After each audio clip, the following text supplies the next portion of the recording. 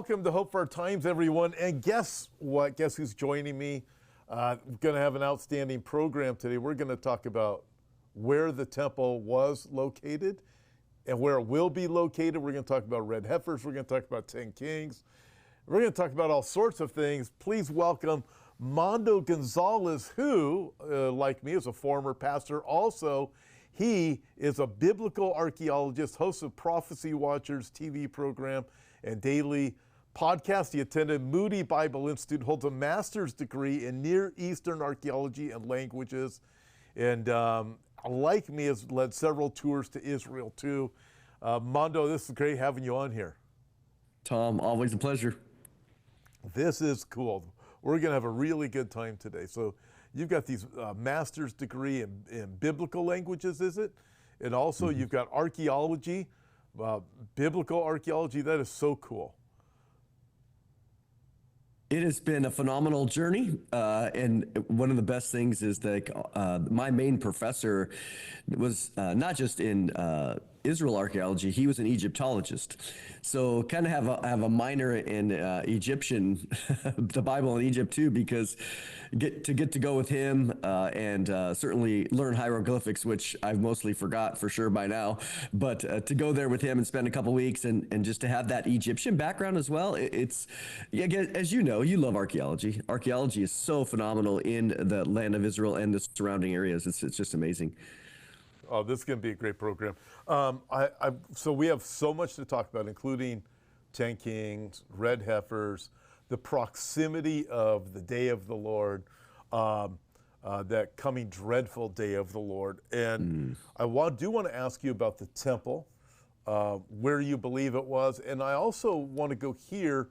In Judea and Samaria, it's almost impossible to do excavations anymore. Or Israel can do them. However, there's no recognition from credible archaeology publications, from what I can tell, if Israel does those things, because they don't want to acknowledge. This is the way I take it. They don't want to acknowledge the existence of Israel in the areas of Judea and Samaria, because even with archaeology publications, they just seem to continually drive the Palestinian narrative. What do you know about that? 100%. Any of the, like, you look at the Palestinian Exploration Journal, any of the journals that you would have, I know that when I would write papers, we'd have to consult these, but I got my master's degree in 2009, and just since then, I mean, that's what, 15, 20 years ago or so, 15 years ago.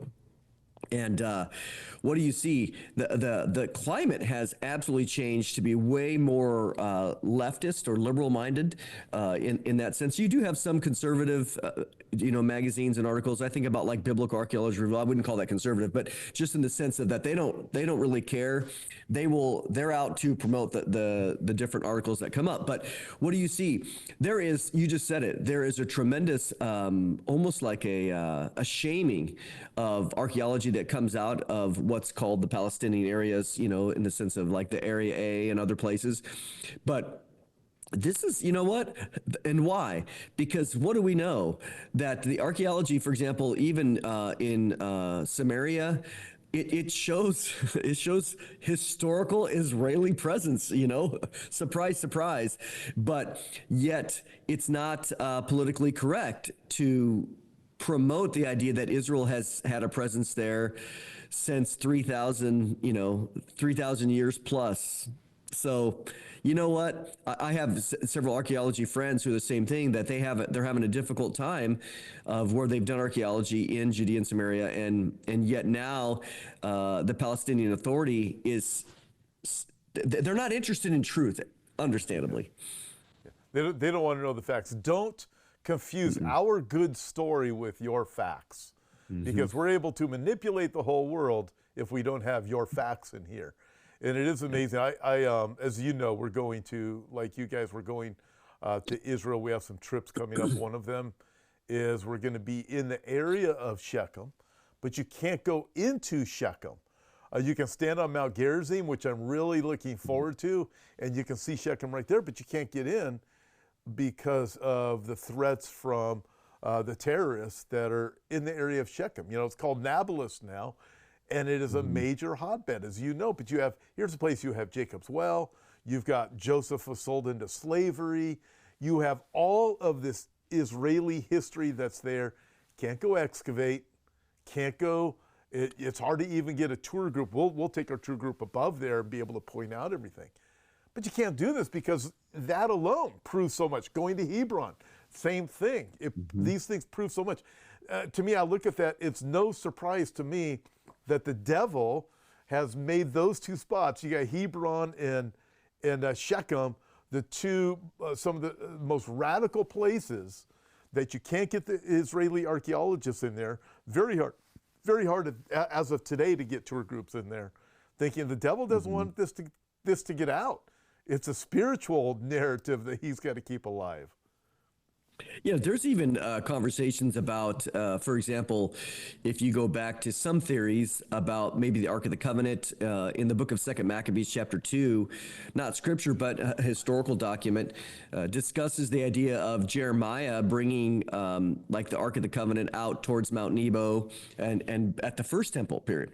So when you look at some of the, at least I've heard this from through the grapevine, is that even if, let's say the Ark of the Covenant was over in that area, and the Israeli archaeologists know about it, they would be reluctant to bring it out because then you have, at least presently, then you're going to say they're going to have Palestinian claims. Well, that's ours, okay? It comes out of a Palestinian area. Well, wait, but in reality, you know it's not yours because you don't have a story of an ark, you know. Yeah, so, this is the hard part where these truths, I mean, you think about the Dead Sea Scrolls. Most of those were found down at Qumran, which is a quote Palestinian area. It's down there. So, in the West Bank. So you have those arguments going back and forth. But in reality, what does it show? I mean, they can say whatever they want, but it shows an Israeli presence for thousands and thousands of years. Yeah, no, I mean, they even try to say Jesus was a Palestinian because he was born in Bethlehem, yet negate all history, the fact that Herod goes to kill, not Palestinian boys, he goes to kill Jewish boys that are 2 years old and younger. So it was an even attack against the Jews way back then because of Jesus, but it is just totally absurd. In fact, I have a trip going. We're going to be in Mount Nebo. I have 2 trips coming up in October. Mount Nebo is one of the places we're going to go because we can go there. It's going to be really cool. But Mondo, you and I, we both have trips coming up, not together, coming up in the spring too. Tell us a little bit about yours. Yeah, we're going to be early May, and it's going to be a great trip. It's going to kind of be I mean, you always have stuff for everybody, but as typical, you want to have stuff if somebody has been to Israel before, that they will get some new sites, and certainly one of them is to go into Mount Nebo, go to Petra, Machaerus, which is on the Jordanian side where John the Baptist was beheaded. Some of those sites that are kind of fun in the sense of looking at history and seeing that, again, the Bible is just so true. Here you read it, and there you look around, you go, this is where it happened. And so, to me, that's why I wanted to do archaeology, because I was so drawn to the background of what archaeology shows about the text of Scripture, and it illuminates. As you know, it's like walking. I mean, it's 3-dimensional. When you're there, it's 3-dimensional. You get the smells, you get everything. It's all the senses. And you get to read the text of Scripture, and you go, man, God is a God of history. It is so cool, so exciting. So, hey, everybody, you can check out either of the trips that we have coming out. Check out Mondo's at Prophecy Watchers. You can check out my trips at Hope for Our Times, and we've got all these different opportunities. You can read the itineraries, make a decision about what you want to do, and we have a couple of them coming up in fall. One is a second-timers trip, going to places nobody ever goes to. The other one is some of the things that you would do, like Galilee and so forth. And then go hitting Mount Nebo, Petra, and that too. So exciting things, but check them both out. And going to Israel is just, everything comes to life. It's just really remarkable, just as Mondo said. Including, let's go here, the temple. Mondo, there is so much out there, and you and I get called all kinds of names because, quite frankly, it's kind of, this could sound mean to people, but it's pretty ridiculous when you look at archaeology and you look at facts, once you go there, to say that the temple was in the old city of David. And I know that just got some people really upset because, go ahead, take it further. Where was the temple and the city of David as we know it now? Well, it's interesting to me that, and I say this in general, that, one of Satan's tactics is to repackage material. Even if you go into stuff that's ancient ideas, it gets repackaged in new age ideas and whatever. And this is no different. I'm not saying anybody believes that they're in the city of David that it's satanic, but I'm simply to say that, for example, currently you have those that are that propose that the Temple of Solomon as well as the Herodian Temple were in the city of David, which is down south off of the Temple Mount, the high point. And this has been, popularized by people recently, probably in the last 10 years or so. But when I say the reason I bring that up is because it's just new. It's just newly repackaged. This was firstly and most popularly packaged by a guy named Ernest Martin. Ernest Martin was a scholar in the late 20th century. And he wrote a book called The Temples That Jerusalem Forgot. I remember reading it back in, 1994, 95. And what he did was he presented material in there. A lot of it was based on the writings of Josephus, that what we see today as the Temple Mount, 37 acres, was actually the Antonia Fortress, which is spoken about, again, which was their main fortress. So when he wrote this, again, in the early 90s, and then made his claims, you could get away with some of that stuff. You could get away with writings that were, even 50 years ago, 60 years ago. But now when we see the city of David excavations, which, again, we always go there because it's phenomenal what's happening there. And under Eilat Mazar, she's no longer with us, but she was one of the main archaeologists there, along with her grandfather. And so what do? It is so well excavated now, so well down to the bedrock. I mean, they David's palace, you name it, all the way down, going back to the Iron Age, which is around 1200 BC. So when you look at that, these archaeologists that are there, they've been in there for sometimes a generation. They're looking around and they're like, absolutely zero evidence that either one of the temples were here. Now, again, you could say that in the 90s where you didn't have, you can make these claims like, oh, it's clearly there based on the textual history. But even there, now that it's been examined archaeologically now they can go back and say, oh, now we can see why this was misunderstood by Ernest Martin in reading Josephus. And so now that we have this understanding, we can see Josephus was saying this, and now we can connect it together. So anybody that is perpetuating these claims, again, there's not a single, really, of all the archaeologists, you're not going to find one or two, and whether you could even one or two, that would make the claim, those that are familiar with the archaeology of Jerusalem, that those temples existed down in the city of David. There is simply just no room for it. And anybody that walks in there, you can look around and see clearly there's no room. Secondly, and not that this, as you look at when David did the census, remember that, and he bought the threshing floor. It is quite clear that threshing floor was up on the higher point of the Mount of Moriah, not down in the lower part where you have the Taropian Valley to the west and the Kidron Valley to the east. Even there, for the sake of the threshing floor, doesn't work in the same way. And so these things have been rebutted. But here's the problem. Is people aren't reading necessarily the archaeological journal articles about this or the excavation reports. They're watching a YouTube video. And there it's proven. Yeah. And that's unfortunate. It's so true. So recently, I had the opportunity to go with Elie Shukron down to the Melchizedek Temple, Temple Zero. that predates David. That goes back to the time of Abraham, and it is phenomenal, folks. But it's like not much bigger than the width of my hands.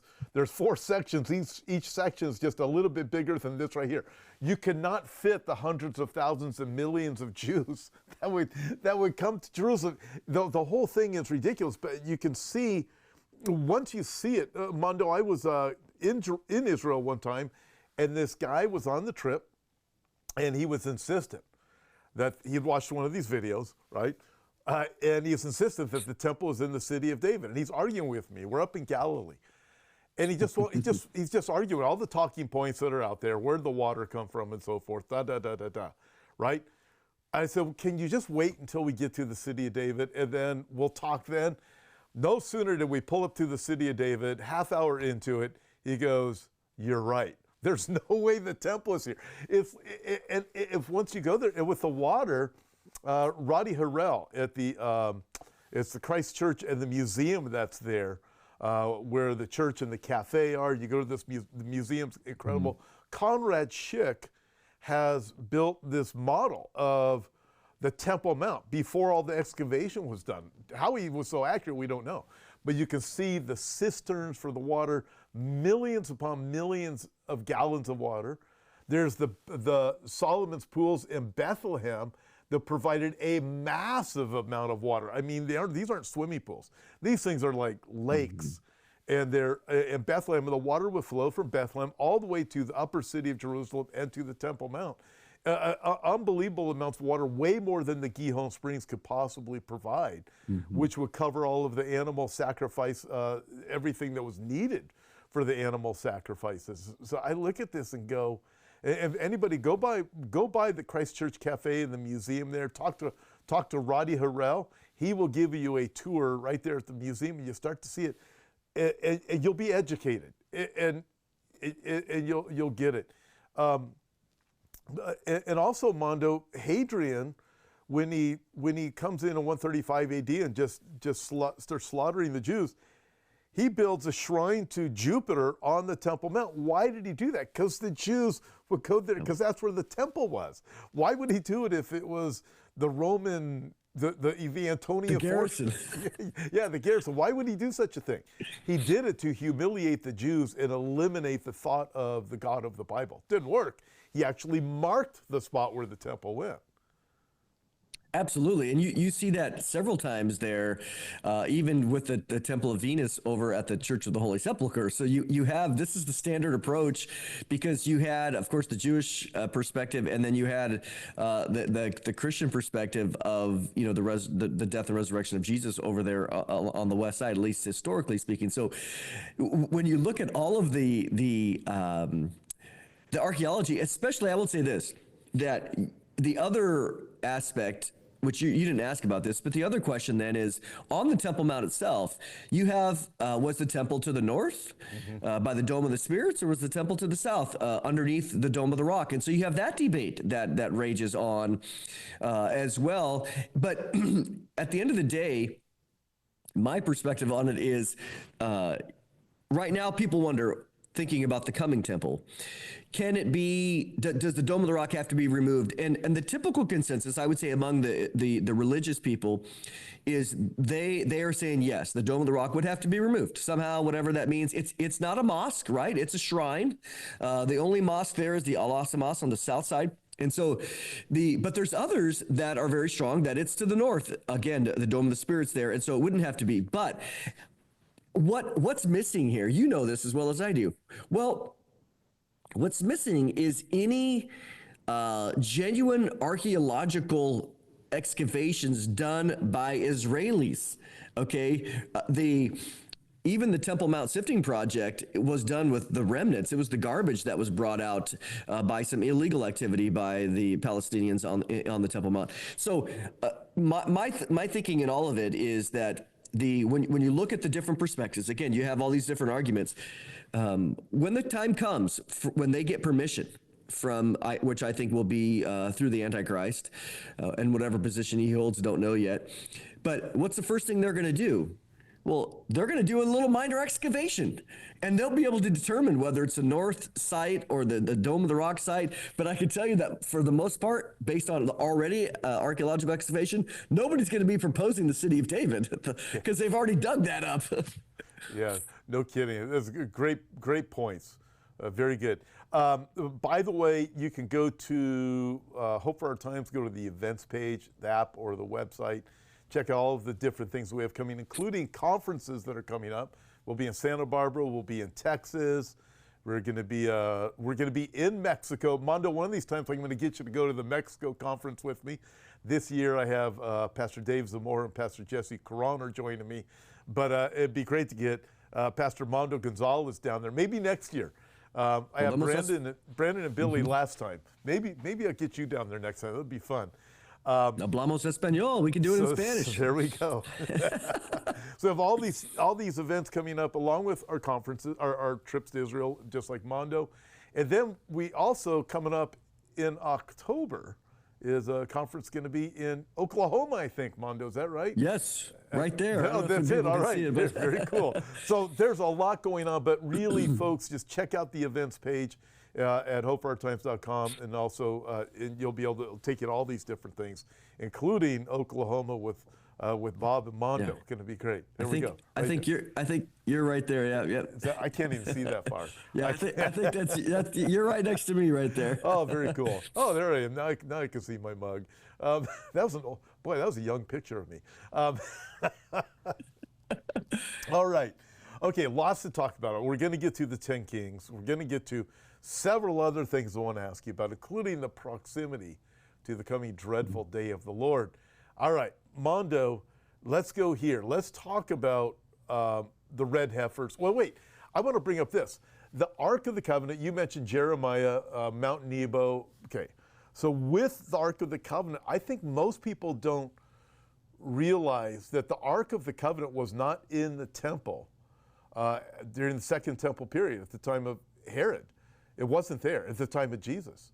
So does the Ark of the Covenant need to be present in the temple for the temple that's coming? It's interesting because the strict answer would be no. And maybe you can enlighten me on it, but as it relates to the Second Temple of Herod, it's been the question is, was it there? Was the ark in the Second Temple? But it's an argument from silence. We don't know. It's, as far as I know, historically, there was nothing ever mentioned about the ark being there. But that doesn't mean it wasn't necessarily. We just don't know. Again, the Bible doesn't say one way or the other as in the New Testament. So if you ask the rabbis today, they are adamant that they know where the ark is right now. There's several potential locations within the land of Israel. Again, Mount Nebo is one of them based on Maccabees. If you believe in the Copper Scroll, then maybe it's down at Qumran in that hypothetical, or it's under in Zedekiah's cave, or it's over by Gordon's Calvary. So, but the rabbis will say, and I don't know whether they're telling the truth, they'll say, oh, we know exactly where it is. We'll bring it out at the proper time. Okay. Well, nevertheless, they have a mock. They have a one like a mock one in the Temple Institute, and so I believe that they're going to want it there in order to do that, because in their minds they want to fulfill the mitzvah, the commandment of having the ark. So whether they rebuild a new one, does it need to be the original? There's a lot of things that aren't original. Is the menorah in Rome, in the Vatican? We see that on the Arch of Titus, right, in the city of Rome. So they've obviously built a new one. So in their mind, it doesn't necessarily need to be one of the originals. They'll just build a new one, and that's the way it is. But I imagine that they're going to want it there, just for the sake of being thorough. I tell you, these are fascinating things to talk about. Okay, let's move over to the red heifers. Not long ago, I was in part of the Kidron Valley where the temple sifting project, where the dirt was dumped, right? You can still go, I'm taking a group through there. It's not where they're going through the items. It's actually where we'll walk through it and go through the items on our own. We're not supposed to, but I probably shouldn't have let that go public. But nevertheless, we were down there and it was cool. That was back in October. But with that, I looked for the place of the red heifers, where the sacrifice is going to be. I see drawings, Mondo, of a bridge going across the Kidron Valley over to the Temple Mount. How necessary is a red heifer? Why haven't they sacrificed any of the red heifers yet if they're still qualified, which from what I understand, there's still a few that are qualified, aren't they? Yeah, I did an interview with Eliyahu Berkowitz, who is he writes for the Israel 365, and he just finished a book on the red heifer himself, because he's been doing a lot of reporting. You know, if you follow his reporting on the website, he's actually right there. Been there many times. He's connected with the rabbis at the Temple Institute, and so it was good to interview him about his book, because his book is well done. Also, it's certainly different perspective than how I come from it, but he definitely has the data and the facts there. But let's go back to the importance of the red heifer. The red heifer, according to, again, the Bible, Numbers 19, the red heifer is required in order to be able to gain the ashes. They burn the animal, they get the ashes, they mix it with water so that they can use this solution, this ash solution, to sprinkle the people as well as anybody else, the temple area, etc. Because most people have been defiled. The worst sense of impurity is from a dead body. So most people are walking around impure. It's not a sin to be impure. It's impurity in approaching the temple. And so they absolutely want the red heifer for that reason, because in many ways, if they built the temple tomorrow, many of the services that are required, they could not participate in because they don't have the ashes of the red heifer. So that's why they're determined to do this. So right now, you talk about the bridge there in the Mishnah. The Mishnah was the oral tradition written down around 200 AD. In the Mishnah, it describes this causeway that was built from the Temple Mount across the Kidron Valley, as you said, over to the Mount of Olives, because so it's very crystal clear that the red heifer ceremony happened on the Mount of Olives. So for them, they are going to do the exact thing. Now, that doesn't necessarily mean they're going to rebuild the causeway, because archaeologically, I haven't seen any evidence of that. Maybe just some minor things, but that is one of the kind of the mysteries of where was this bridge? Where was this causeway at? Because it had big arches, so you could walk across and not be on the ground. And anyways, but archaeologically, that kind of remains a mystery. But they don't need that. But they do have two pieces of property on the Mount of Olives that are already available for them, owned by Jewish people, where they would perform the ceremony. And so what I talked with Adam Eliyahu Berkowitz about was that he came out with an article just a few months ago where the title of his article was, Rabbi says that we are currently unsure whether we have any legitimate red heifers. And I remember doing I did an update on it, and I said to the audience, hey, look, you got to know how to speak rabbi here, okay? And so when I was talking with Adam, I said, Adam, it was a very, very clear thing what he said. And I said, and I told our audience, you got to learn how to speak rabbi. And he's like, you're exactly right. He didn't say that they didn't have any. He said they weren't sure. That's a different statement, right? It's all in how you nuance things. So according to Byron Stenson, who is the one who owns the cows with Boneh Israel, he's the one that brought him over. He said, oh, no, Mondo, there's still two that are qualified. And again, this is all a preliminary qualification. The only way that you will get to an absolute qualification is 5 minutes before you do the ceremony, because things can change all the way up until that moment. And so right now, these have been preliminary qualified. And one of the things that Adam said was, well, they're not out there checking them every single day, because if you go out there today and you see it, well, now you're going to officially disqualify it. So they're remaining in a state of ignorance. They'd rather not test it yet until the time. And so anyways, that's in motion. It has not changed. I do think that there's, until this war with Hamas is completed, which who knows how much longer that'll be, probably many months.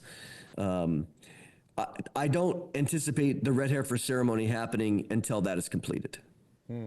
So do you think the reason that it won't happen is just because it will cause that much more uprising from the radical? So wasn't that, I mean, I keep hearing about these things. You don't know who the spokesperson is, whether or not they are legitimate coming from Hamas, that, well, this is the reason why October 7, 2023. Now there's more information coming out.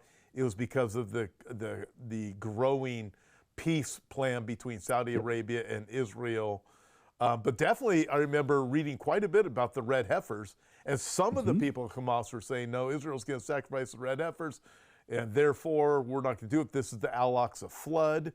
So I mean, both of these arguments make sense as to why Hamas did what they did, because of their evil intentions. Stop Israel at all costs, stop the Jews. Well, and the timing is important on this, because October 7th is 2023, right? And there's no doubt right in September of 23, all the way through August, really the late summer into the fall, it was crystal clear that things were ramping up for Saudi Arabia to come online for, what we understand as the Abrahamic Accords, or normalizing relations at the minimum with Israel. So I think it was pretty obvious that Hamas had to start something big. They had been planning it for a while. They had believed that they were going to have the full support of Iran and Hezbollah. And so, but there was never a single mention, not one time, of the red heifers until January of 2004. So 4 months later, they provided a news release by some of the propagandists of Hamas, saying that one of the reasons why they did what they did was in October 7th was because of the red heifers. Well, that's 4 months after the fact. So I think, again, they are masters at lies and propaganda. And of course, the West, for the Western media, is so gullible, naive. Maybe they're deliberate, but they just eat it up. They recapitulate, retell the lies. But no, it was never mentioned before that, ever, until January of 24. And of course, now remember the political situation. In January of 24, there was one more year left of Biden. And so Israel couldn't, once that came up, everything got put on hold, because remember, they originally were going to have the ceremony in April of 24, so just a little over a year ago. But when that came out and all the pressure came from the Biden administration on the Netanyahu administration about, the peace and keeping things down and all the rhetoric, and we're going to withhold weapons and munitions from you, it changed everything. And those behind the scenes that I talked to were like, Mondo, we can't talk about it anymore. We've been instructed from the top that we have to just bring it down. Anything talk about the red heifer ceremony is pretty much done for now. Wow. Also, there's well, let me ask this first of all, Mondo. How can people get your book on the red heifer?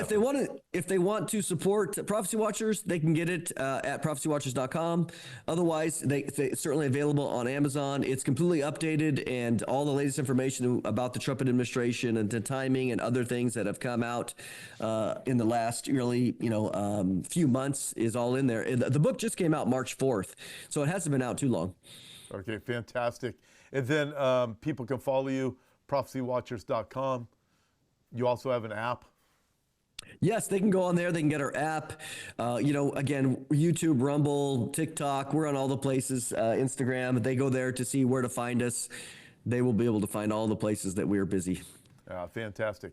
Okay, so looking at this with the situation with the red heifers, obviously things are rapidly changing with the Trump administration as of right now. I don't think anybody really knows which direction all this is going to go. You have all these different Islamic nations that hate each other, but they tend to hate Israel more. But there's definitely a growing peace that it's getting larger and larger. This talk of peace going on in Israel. The red heifers will eventually be sacrificed, is what you're saying.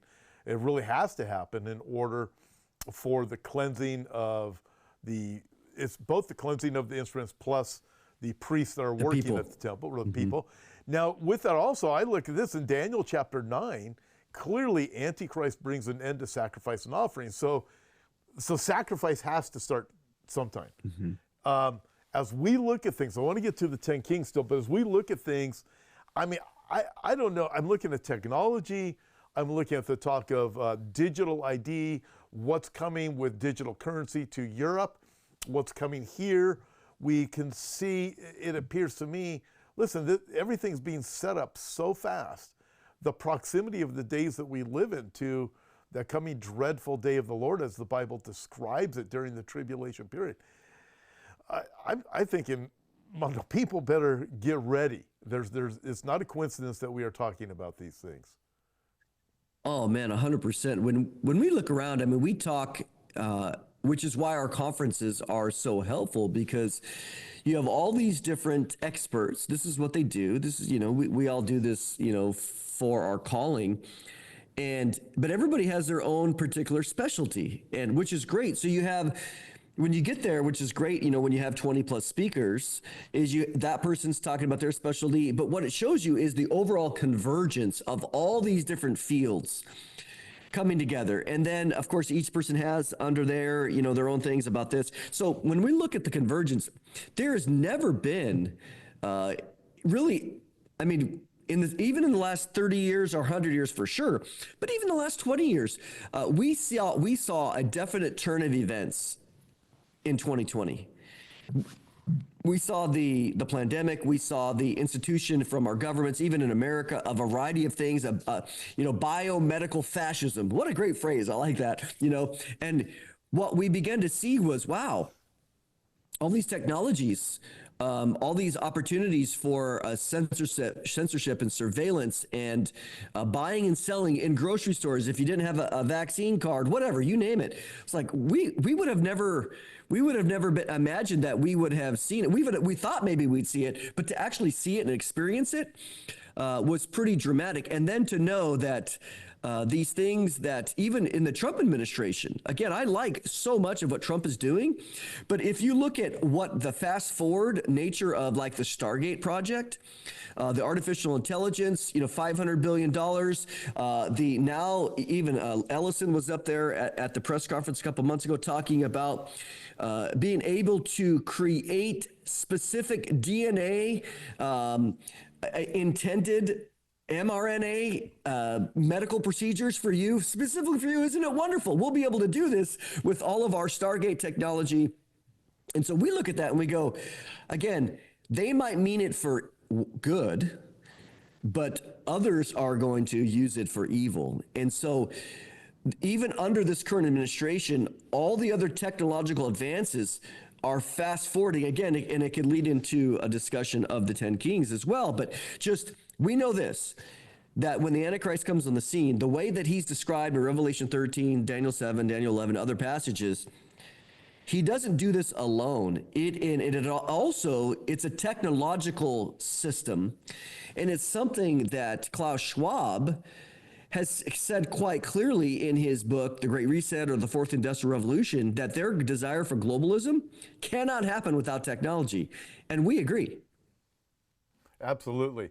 I want to go into the 10 kings here in just a second, but I want to point this out too, that not everybody in Israel is thinking about having a temple there.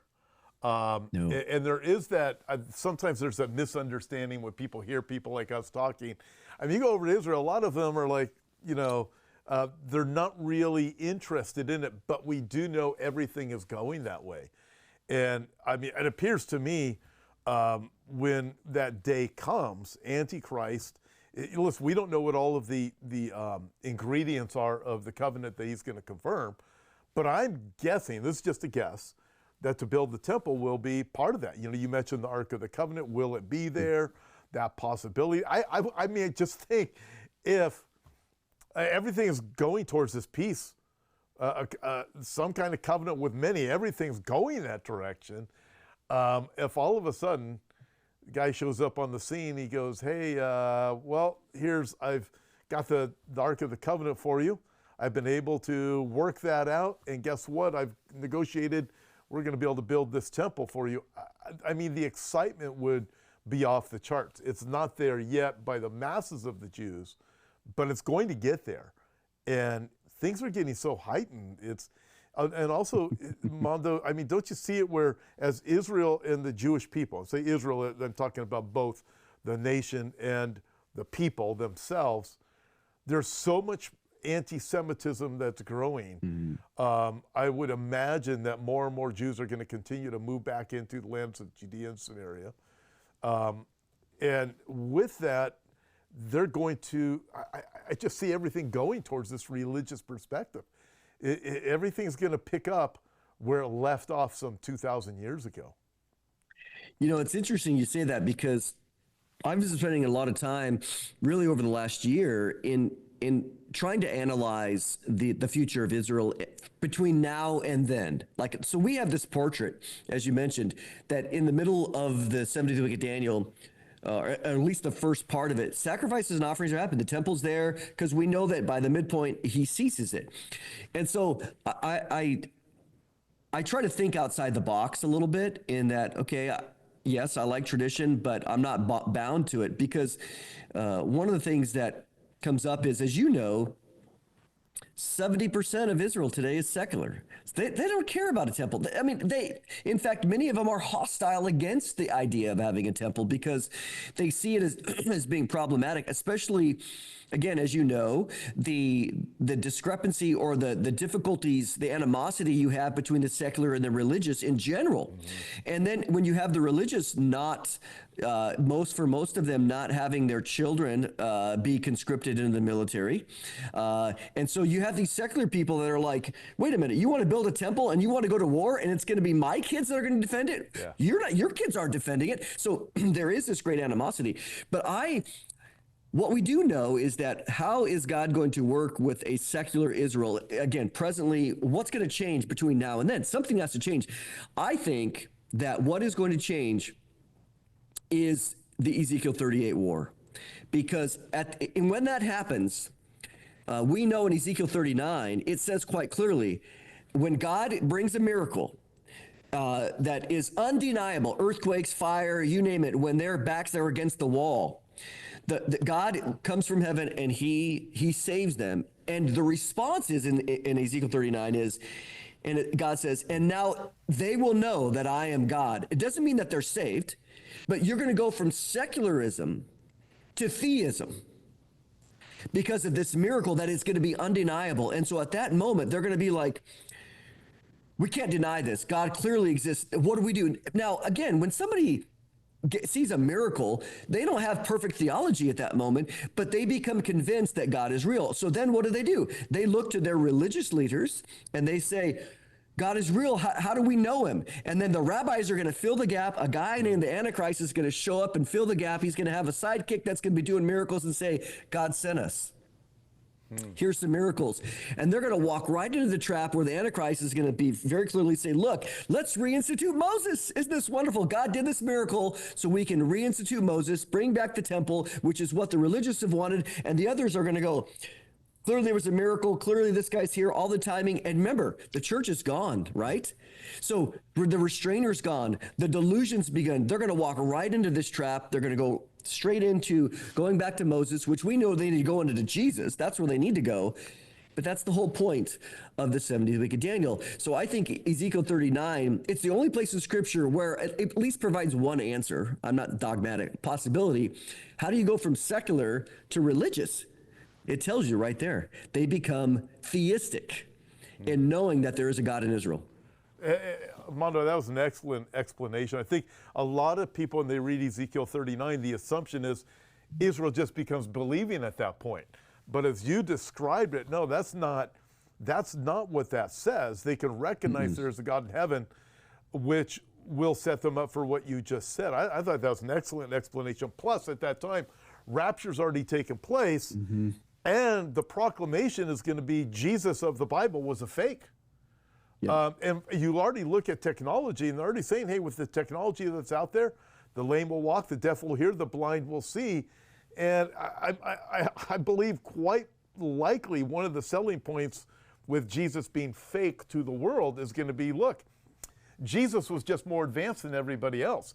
He figured these things out. So he was actually playing tricks, making people think he was the Messiah, but he wasn't, because now you can go to a doctor's office, you can go anywhere, and the lame will walk, the deaf will hear, the blind will see. Everybody can be cured. Jesus was just way ahead of his time. He was a fake. He wasn't the real Messiah, and here we are. I mean, all of these different dynamics playing together and the deception of the last days. Man, great explanation. Thank you. 10 kings. We got a few minutes left.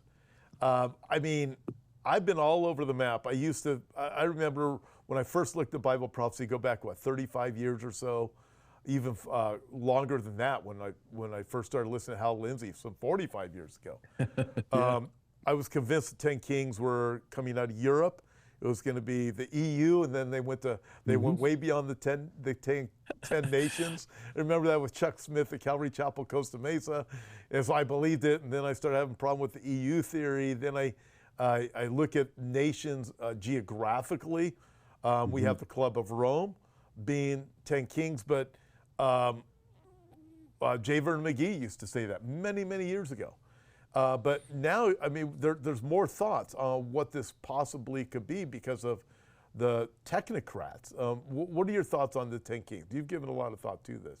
Yeah, I've been thinking about this really for about 4 years. And again, I just encourage people that, look, I'm a dispensationalist, I'm a futurist, and I love John Walvoord. I love, like you said, all these guys, these classics who we know. But don't ever confine yourself to those paradigms, because as we get closer to the end, we're going to know more. You know, Daniel 12 says that. It's seal up the book until the time of the end. And so the traditional interpretation, again, as you mentioned, is that like the Club of Rome, is that the world's going to be divided into 10 regions. And then you're going to have the North American Union, the South American Union. And then the North American Union is going to end up with a president or a king. The South American Union is going to end up with a king. And so now you have the whole world divided, and you're going to have these kings or these presidents, prime ministers, over these 10 regions, who one day then will provide all of their authority over those geographical regions over to the Antichrist, and they'll rule. So I think that was that's one view. The other view, as you mentioned, was the European Economic Community. Until it, when it was 8 nations of Europe, it worked. But now it's 27, so it doesn't really work in that way. And so I think that the thing that sealed it for me is in Revelation 17:12, that these are kings without a kingdom. They don't have a kingdom. They don't, and the kingdom that they get, it says they don't have a kingdom as of yet. But when they do rule, it says in verse 13 that they are going to rule with the Antichrist. So their rulership begins at the time of the Antichrist at the midpoint of the tribulation. Because remember, we know what a monarchy is. It's a king by one, arche, to rule by one. Well, an oligarchy is the rule by a few. The Antichrist kingdom is an oligarchy. He's going to be ruling with these 10 figures. We see that in Daniel 7, that they show up before he does. And then when he comes on the scene, Revelation 17:13, they come to him. They're kings without a kingdom. They're king. It actually says they're like kings. It doesn't say they are kings. It says they are like kings. And so, and what do in Revelation 17:13? They come to him and they hand over their power and their authority or their capabilities or their influence over to him in order to rule for the last 3.5 years, which we know Revelation 13, he rules for 42 months. So this is what caused me to start looking, going, well, who has influence? Who's got authority? What does the Antichrist need? Well, the Antichrist needs technology to rule. And so it made me wonder and go, well, if you have one guy who doesn't have it all, he needs help. Well, who could he get his help from? And now enter in all of these super, super, super uber wealthy people that are transcendent, because the Greek word there, basileus, is transcendent power. And so it's one of the other possibilities. And so I was like, who in the world has transcendent power? And you're like, oh, look at Bill Gates. Does he influence nations of the world? Well, what government position does he have? None. Does Elon Musk influence people of the world? Yes. And see, before I could say, what government position did he have? He didn't have one. But now he has one that he's not paid for, and it's only temporary. But these guys are coming in and they're developing, Ellison and others, all these technocrats. They're developing all of the technology that the Antichrist would love to have at his fingertips. It's not government. It's not the U.S. government. It's not the North American Union. They're going to be handing over their influence and capability, because he's going to be like, no, I need to be able to censor people. I need to be able to have Starlink around the world to be able to buy and sell. So I look at all this and I think they to me are far better of a candidate for the who are these 10 figures rather than the traditional approach. Yeah, you look at them and they have more money than most nations in the world. Yes. These are individuals and more power. I mean, because of technology. Yep. I mean, look what Elon Musk has been able to do compared with NASA. You go, I mean, they have, and it's not a coincidence also, Mondo, that they've all come on the scene at the same time, at the convergence of everything else. And I think we need to remember this, everybody. Don't lose heart, because a few verses later in chapter 17 of Revelation, verse 17, the Bible says, for God has put it into the hearts of the kings to fulfill his purpose, to be of one mind, and to give their kingdom to the beast until the words of God are fulfilled. So God is sovereign even in that, and he's bringing everything about. We live in amazing times, Mondo. We live, I mean, almost like borrowed time now. But all right, speaking of borrowed time, we're out of time. What would be some closing thoughts? And again, how can people stay connected with you? ProphecyWatchers.com. Again, we do our podcast. We're very busy as all of us are, and trying to keep people informed. But it's more than just informing people. The goal is to say, as you said, hey, we're watching all this come to be. How short is the time? Only God knows that. But nevertheless, we're not guaranteed tomorrow. Even just in normal, even under any time, 1,000 years ago, no one was guaranteed the next day. And so it means that all of us are required to be ready at the moment's notice for either our death or the Lord's return. And, people often will accuse us of being, you're pushing fear. Well, you can phrase it any way you want, but that's Satan's work. Jesus said, fear God. I mean, Matthew 10:20, fear God. He said, don't fear man who could just kill your body, but fear God who can destroy both your body and soul in Gehenna. So if we're fear-mongering, well, then we're following the Lord, he's not fear-mongering. He's reminding people of the reality of the circumstance of life and the idea that we need to make sure that our soul is in good hands, which is through Jesus Christ alone. So don't allow the enemy to try to dismiss the idea of the urgency of the time, just in general, but also looking, Hebrews 10:25, that we are to be serious about gathering together. Why? As we see the day approaching. We see the day approaching, and we need to be ready, and that's our heart. Amen. Thank you, Mondo, for joining me today. It was a great program, as I knew it would be. Thank you, everyone, for joining us, and we'll see you back here tomorrow. God bless.